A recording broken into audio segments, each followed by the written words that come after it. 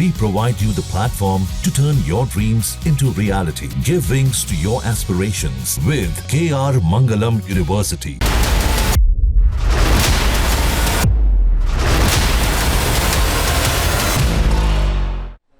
नमस्कार, बहुत स्वागत है आप सभी का। न्यूज नेशन देख रहे हैं आप, आपके साथ मैं हूं अमृतागर।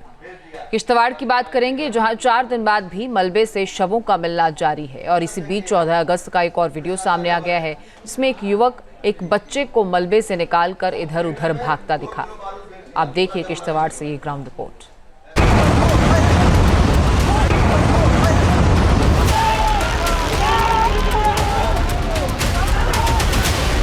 क्या हुआ था 14 अगस्त की दोपहर, जब बादलों ने मचाया था तांडव।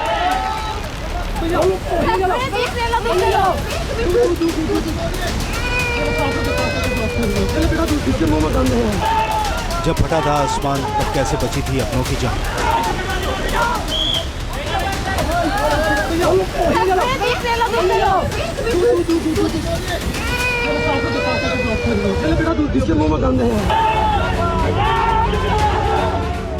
क्या रोकी जा सकती थी किश्तवाड़ की बादल फाड़ तबाही? किश्तवाड़ की पड्डर के चरछोटी में जिस दिन बादल फटा, उस दिन हर तरफ हाहाकार मचा था। हर तरफ अफरा तफरी और चीख पुकार मची थी। जान बचाने के लिए लोग इधर उधर भाग रहे थे। जो घायल थे उन्हें बचाने की कोशिश की जा रही थी। कोई लेडीज, वो बच्चे। ऐसा ही एक वीडियो चरछोटी गांव से आया है, जहां पर एक युवक एक नवजात बच्चे को गोद में उठाकर इधर उधर भाग रहा है। युवक बदहवास दिख रहा है। उसकी गोद में जो बच्चा दिख रहा है वो मलबा गिरने से घायल हो गया।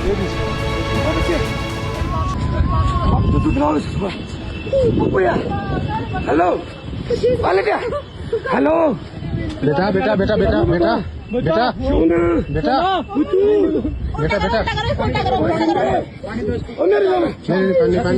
पानी छोटी छोटी छोटी उल्टा करो, उल्टा उल्टा।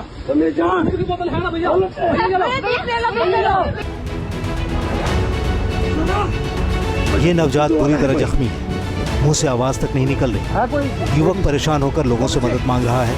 पहले तो वो दूध की बोतल की गुहार लगा रहा है, हेलो, फिर उसे लेकर जमीन पर जा बैठता है। इसी बीच बच्चे की रोने की आवाज सुनाई पड़ती है। युवक उसे गोदी में उल्टा लिटा देता है, फिर उसके शरीर से फटे कपड़े निकालता है। युवक को लग रहा है कि बच्चे का कोई अंग टूट गया। बदहवास होकर माँ भगवती से फरियाद भी लगाता है। यार ये छूट गई यार, ये फाड़ना है यार, ये कैसे?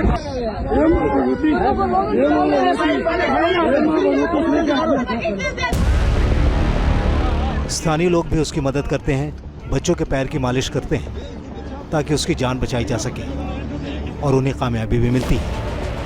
ये तो उस वक्त की बात थी, लेकिन अब तो उस मलबे से जो भी निकलेगा जिंदा नहीं होगा। रेस्क्यू टीम ने मलबों में दबे लोगों को निकालने की कार्रवाई तेज कर दी है। बीआरओ की टीम स्टोन ब्रेकिंग मशीन के साथ मौके पर पहुंच चुकी है, जिसके बाद अब ब्लास्टिंग के जरिए बोल्डर्स को तोड़ने का काम शुरू किया गया है।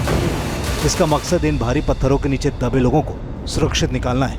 अब यहाँ पर एडमिनिस्ट्रेशन जो है उसने युद्ध स्तर पर इस ऑपरेशन को यहाँ पर शुरू कर दिया है। और जो बादल फटा था, उसके बाद जो मलबा आया था, उसमें बड़े बड़े बोल्डर्स जो हैं वो यहाँ पर आए थे। ऐसे में आप देख सकते हैं कि जो अब यहाँ पर मशीन्स आई हैं, उसके जरिए इन बोल्डर्स को जो है वो यहाँ पर तोड़ा जा रहा है। लेकिन ये जो आप बोल्डर सामने देख रहे हैं, बताया जा रहा है कि इसी बोल्डर के नीचे यहाँ पर जो मंदिर थे वो यहाँ पर दब गए थे, और इसी बोल्डर के नीचे यहाँ पर जो लंगर है वो लगा हुआ था। ऐसे में सबसे ज्यादा आशंका यहाँ पर एडमिनिस्ट्रेशन और जो लोग हैं उनको यही है कि इसके नीचे बहुत से लोग जो हैं वो यहाँ पर दबे हो सकते हैं। ऐसे में इसीलिए अब लगातार ये जो पत्थर हैं इनको तोड़ने का काम यहाँ पर चल रहा है। और एनडीआरएफ की टीम आप देख सकते हैं कि ये लगातार इंतजार कर रही है कि यहाँ पर पत्थर तोड़े जाएं, जिसके बाद ये यहाँ पर देख सके कि यहाँ पर लोग जो हैं वो दबे तो नहीं हुए हैं। हेवी मशीनरी जैसे आपने देखा यहाँ डिप्लॉय की गई, कोई 23 जेसीबीज यहाँ है, बट एट ए टाइम सभी काम नहीं कर सकती। आपने देखा होगा फिजिकल लिमिटेशंस कितनों की जरूरत, और जब जैसे जैसे जहाँ जहाँ पर जेसीबी की जरूरत पड़ती है उसको डिप्लॉय किया जाता है।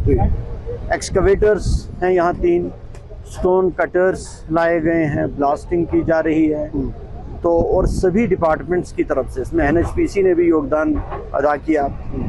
यहाँ हेल्थ डिपार्टमेंट का बड़ा योगदान रहा, उन्होंने काफ़ी मात्रा में यहाँ 102, 101, 8 वाली एम्बुलेंसेस तैनात की। तो कुल मिलाकर यहाँ से लगभग 116 लोगों को पिछले 2 दिन में जीवित निकाला गया और उसमें से लगभग 60 लोग गवर्नमेंट मेडिकल कॉलेज जम्मू में। अब आते हैं उस सवाल पर, क्या हुआ था 14 अगस्त की दोपहर जब तबाही हुई? तो क्या जान माल का नुकसान रोका जा सकता था? ये सवाल इसलिए क्योंकि जिस दिन हादसा हुआ उस दिन यात्रा रूट और चशोती में भारी संख्या में श्रद्धालु पहुंचे थे, जबकि प्रशासन ने एहतियातन सिर्फ 5000 श्रद्धालुओं को ही परमिशन दे रखी थी। जो जानकारी है उसके मुताबिक जो मिचेल माता मंदिर है वहां करीब 5000 लोगों की संख्या जो है वो बताई जा रही है। इसके अलावा जो ये रूट है उसमें भी 10 से 15,000 लोग जो हैं वो वहां पर चल रहे थे। ऐसे में इस दौरान जो है वो प्रशासन ने यहाँ पर एडवाइजरी जो है वो भी जारी की थी और कहा था कि मौसम जो है वो काफी खराब हो सकता है। ऐसे में इस एडवाइजरी को भी यहाँ पर नजरअंदाज जो है वो किया गया और उसके बाद ये जो यात्रा है वो लगातार यहाँ पर चलती रही। श्रद्धालुओं की संख्या बढ़ रही थी, लेकिन उस पर रोक लगाने की कोशिश नहीं की गई। बादल फटने का सबसे ज्यादा नुकसान चशोती में हुआ और खास करके उस लंगर पर जहां सैकड़ों लोग पहुंचे हुए थे। जम्मू कश्मीर के चीफ सेक्रेटरी जब मुआयना करने चशोती पहुंचे तो उन्होंने न्यूज नेशन के कैमरे पर माना कि यात्रा रूट की जांच जल्द ही की जाएगी। अभी हमारी प्राथमिकता है कि रेस्क्यू, रिलीफ एंड रिहैबिलिटेशन। जैसे ये कंप्लीट होगा इसकी पूरी तरह से इसकी जांच होगी कि क्या इसमें और करने की जरूरत है, कैसे हम यात्रियों की सुविधाओं में भी बेहतरी ला सकते हैं और डिजास्टर मैनेजमेंट के हिसाब से भी क्या अतिरिक्त कदम उठाने की आवश्यकता। जब ये बादल फटने की घटना हुई उस दौरान चसोटी में करीब बताया जाता है कि 300 से 400 लोग जो हैं वो मौजूद थे और उसके बाद ये सभी लोग जो हैं वो इस घटना की चपेट में जो है वो यहाँ पर आ गए। ऐसे में अब जो जम्मू कश्मीर के चीफ सेक्रेटरी हैं उन्होंने अब कहा है कि वो इस मामले में जांच जो है वो यहाँ पर करेंगे, यात्रा की समीक्षा जो है वो यहाँ पर की जाएगी और आने वाले सालों में अब जो यहाँ पर नियम बनाए जाएंगे उनको सख्ती से यहाँ पर लागू किया जाएगा। मौसम विभाग ने अलर्ट जारी किया था, लेकिन उसकी चेतावनी को भी नजरअंदाज किया गया। इसीलिए तबाही कुछ ज्यादा हुई और हताहतों की संख्या में इजाफा हो गया। Shahnawaz Khan, team news nation. जहाँ भक्ति है हर शब्द में, कथाओं में छुपे हैं दिव्य रहस्य और ज्योतिष देता है जीवन को दिशा। धर्म से जुड़ी हर बातों को जानने के लिए हमारे चैनल स्तुति को सब्सक्राइब करें।